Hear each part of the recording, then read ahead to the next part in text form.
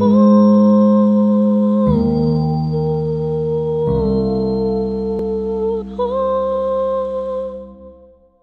I request Sri Ashok Chowgule ji to switch on his video.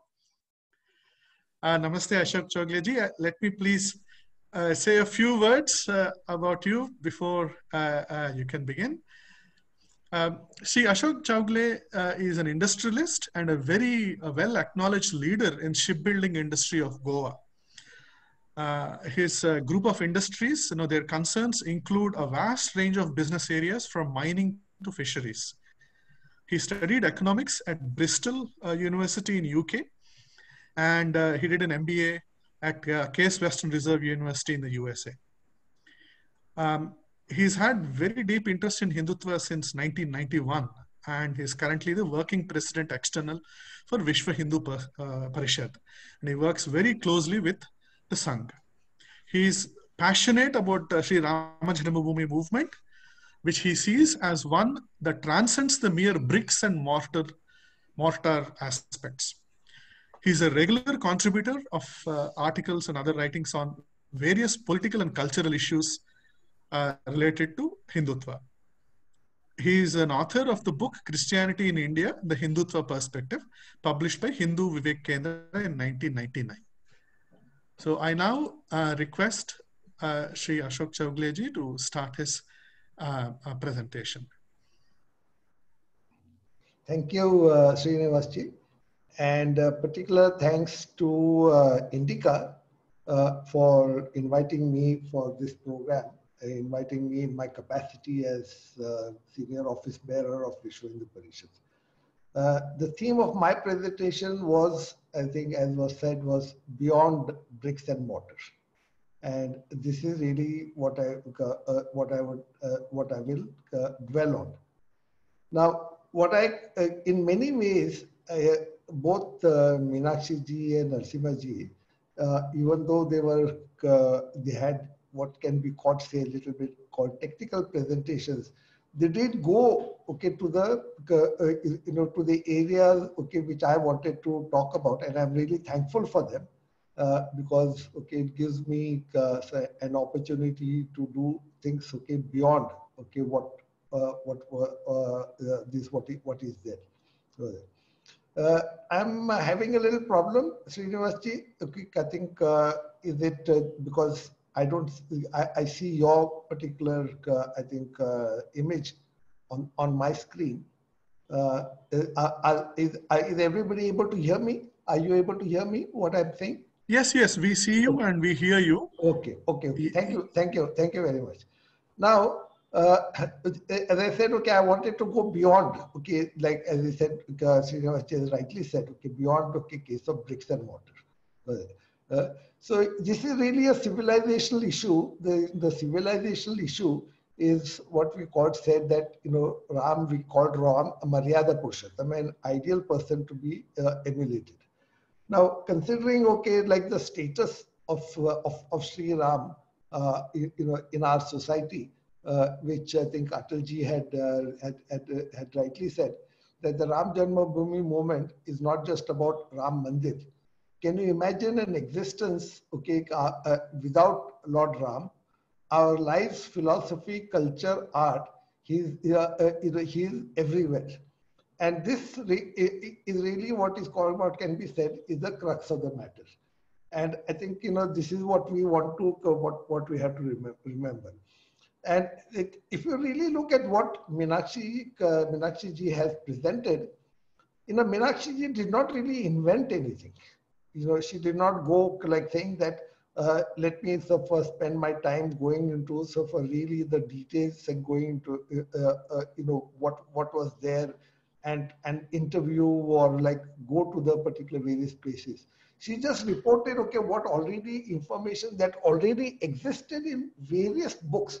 Now, she had to put them all together for the purpose of this, of her exercise. But it's an information that was available to anybody.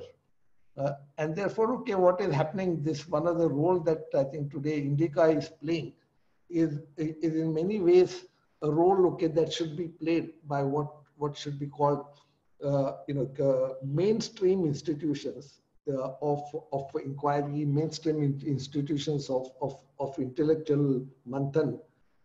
Indica, okay, I think is playing that, and this is something that I see in my particular work related to Vishwa Hindu Parishad, that there are like so many institutes, okay, all over the particular country, which is doing something that work that what would normally be expected from mainstream institutions, which unfortunately, okay, they are failing to do it, and in some ways, okay, what Narasimha ji said, okay, that the arguments, okay, made by the leftists and the falsehood of those arguments, okay, they have no consequences, okay, to bear.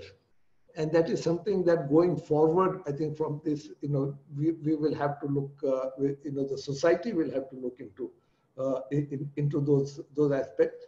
Is what kind of consequences, okay, these people have to bear for telling lies about our history and continuing to tell the lies.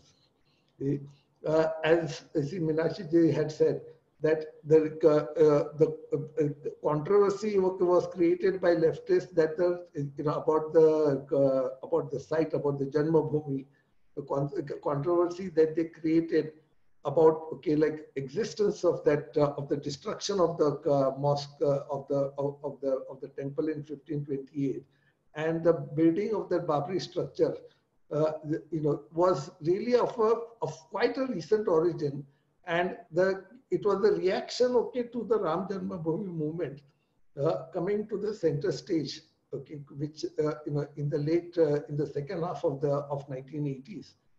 It is not just a central stage only at the political level; it was also center stage at the civilizational and cultural level, and that is really the reaction to that that they started to indulge in all the lies, okay, that they're spreading. Very interesting, okay, like for example, Narasimha ji, okay, brought out as a fact about, that when South Africa, okay, became independence, and the people over there were trying to look at their own civilization and culture, okay, before, okay, their own colonization. And then they started to see, okay, how that establishment or recognition of their own heritage is to be done in the modern times. And in many ways, I think I was quite very fascinated personally, at the way Narasimha ji, okay, had explained about the whole legal case that he and his team, okay, were involved in. In many ways, I would say they have created a lot of jurisprudence, which will help in the future and answers questions, okay, that the court asked, questions, okay, that they put up, okay, for to be that was asked, okay, of other people. All those particular questions, what they said was really so very important. Is this going to help? I'm sure, okay, people of many particular countries whose history, okay, before a particular period of time, either does not exist today in terms of at the conscious level, how to bring that what exists in the subconscious level to the conscious level. I think many of those particular questions that the courts asked to, before they arrived at this momentous decision on November 9th, and the Hindu side, okay, presented those particular answers to the court.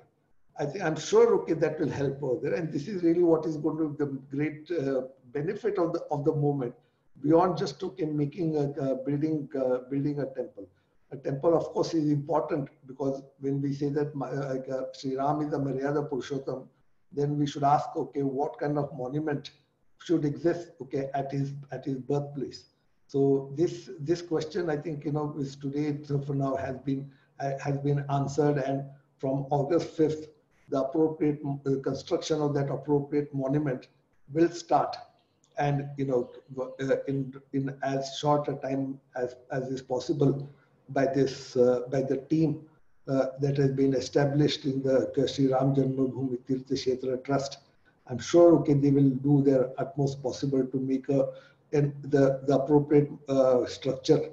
All the drawings and the physical particular part is there. The construction will start, and soon, okay, we'll have we'll have the Ram Janmabhoomi temple. And it's not only the Ram Janmabhoomi temple that will be existing in that area, which is going to be in excess of about some 75, 80 acres of land.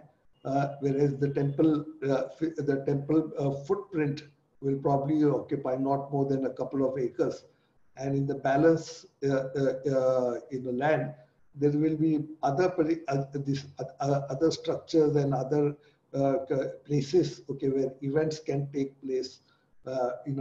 People can come. We have facilities for the yatris, and everything, okay, will be available. And of course, okay, there will be a lot more that will be required outside that particular 100 acres of land. As we see today in all our great pilgrimage sites, whether you take Tirupati Mandir, whether you take Vaishno Devi, the type of development, okay, that is taking place outside this, strictly the areas of those particular places of worship or places of pilgrimage. We can see a model that will happen over the next particular, like in a decade or so, in Ayodhya. It's not just a question of economic development, but like a development that will give facilities, okay, for the yatris to make their pilgrimage, okay, in a comfortable pilgrimage. We should also, to understand, okay, what has happened and what is happening in this case, we should also look at other examples outside of India. See, for example, okay, like, you can see that at the World Parliament of Religions in 1893, when the Zoroastrian representative Jinanji Jamshedji Modi, he spoke about the Zoroastrian religion. At the beginning, okay, he said, these are the quotes, with the overthrow of the Persian monarchy in 642, the religion of Zoroastrians received a check at the hands of the Arabs, who, with sword in one hand and Quran in the other, made the religion of Islam both the state religion and national religion in the country of what is now called Persia. So if you see that this type of iconoclasm, okay, is not something that is restricted, okay, to India alone.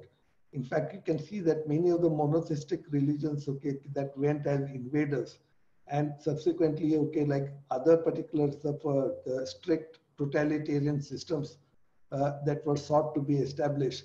Iconoclasm, okay, was an integral part of their attempt to establish, okay, their own religion. Even until very recently in China, all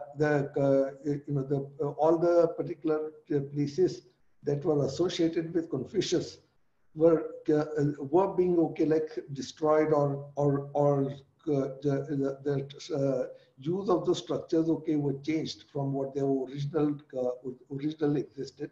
And also that, like, a very serious attempt, okay, was made by the Chinese Communist Party to to minimize the theory, the importance of Confucius as part of the Chinese national consciousness.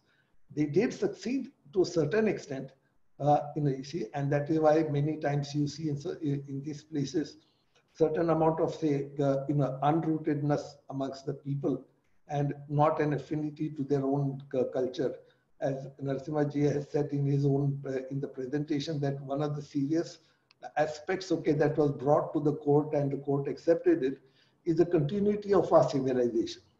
And we see it today that, like, Hinduism is the oldest surviving civilization. See, but at the same time, let us not forget that this what has happened, the attempts that were made to destroy the Hindu civilization was not something unique, okay, to India. What is unique is that we survived, whereas the other civilizations are as civilizations, okay, don't really exist. Okay, you can take Egyptian civilization, Mesopotamian, even in the South Americas, the Aztecs or Incas. not much is known about the civilizations, okay, that pre-colonial civilizations in Africa. But wherever, okay, like saying but we do know, for example, okay, the ancient civilization that existed in many of the Southeast Asian countries, and Japan.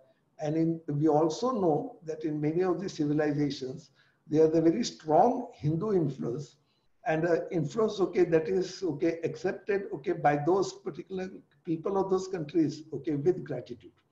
And today, okay, they still have in the memory performances and cultural performances in the name of Sri Ram, and other deities. If people are going to Vietnam, I would strongly recommend, okay, that they go to Da Nang, and not just Hanoi and Ho Chi Minh City. And at Da Nang, there is a huge museum, what is called a Champs Museum. And in that particular, if you step inside into that museum, you will think that you're in a museum, okay, of somewhere in India. You can see all the particular Hindu deities, large numbers of Ganesh, large numbers of Lakshmi, and other deities, in that museum. And there's a place called, okay, Maison, where the original capital of the Champs dynasty exists over there, and there is a number of shivlings, okay, that you will see at that place is quite amazing. We have, and the Archaeological Survey of India, I think, have in the last about 6-7 years have started a project over there of renovating some of the temples that were destroyed when the Americans, okay, bombed that area in their fight against the Viet Cong. So these are all the particular things today that are coming up, and this consciousness, okay, of the Hindu consciousness, the Hindu resurgence, either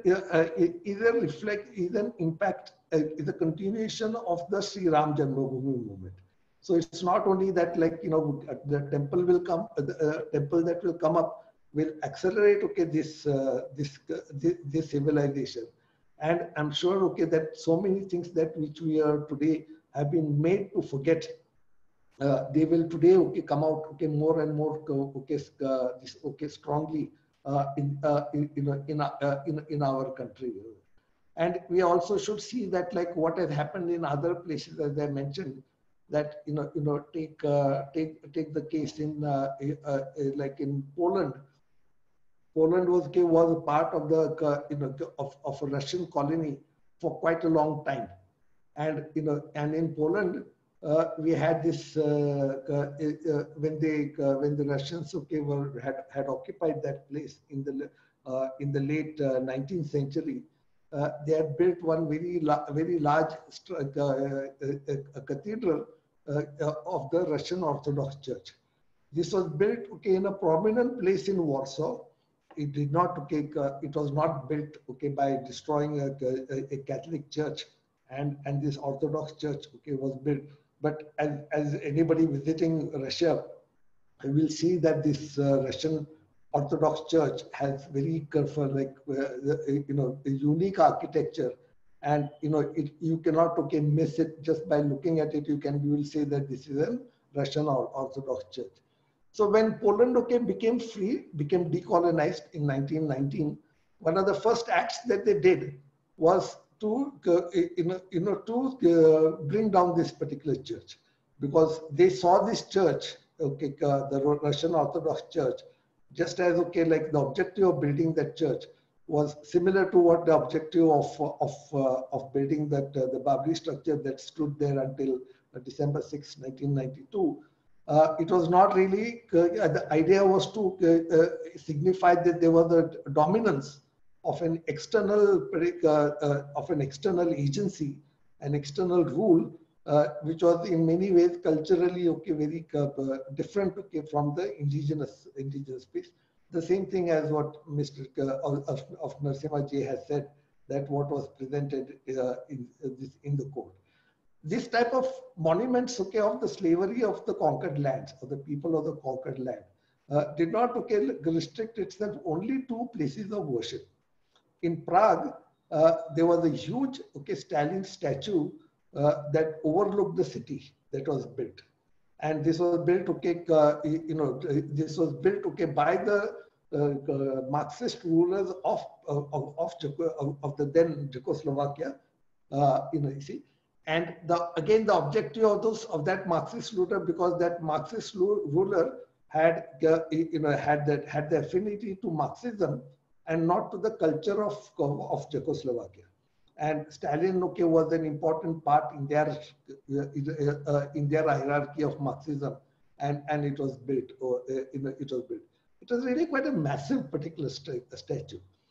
However, if that in sometime in the while it was during the initial part of the existence of that statue after it was completed, there was a big movement that was started in the Soviet Union to de-Stalinize the memory of let me see, remove the memory of Stalin, okay, from the try to against the consciousness amongst the people in the Soviet Union for what Stalin was, and what Stalin did. That the number of people that were killed, number of people killed that were Russians that were killed, during his regime, all that was to be then being talked about. And when that particular thing became the rule, the same Marxist particular rulers in Czechoslovakia then started to take a project, okay, of destroying that statue, and you won't see it today. If anybody goes to Prague from the city across the river, okay, you'll see a huge metronome, which is really where the Stalin statue stood. So this destroying, okay, their own the monuments of slavery, is not unique, okay, to India, and not unique. And today we are seeing in America under this Black Lives Matter movement, so many statues of those of the perpetuations of who were involved in the business of slavery. Even in Bristol University, where I had gone to study, that person, Colton, I think his name is, who was a great. But because, okay, his role in the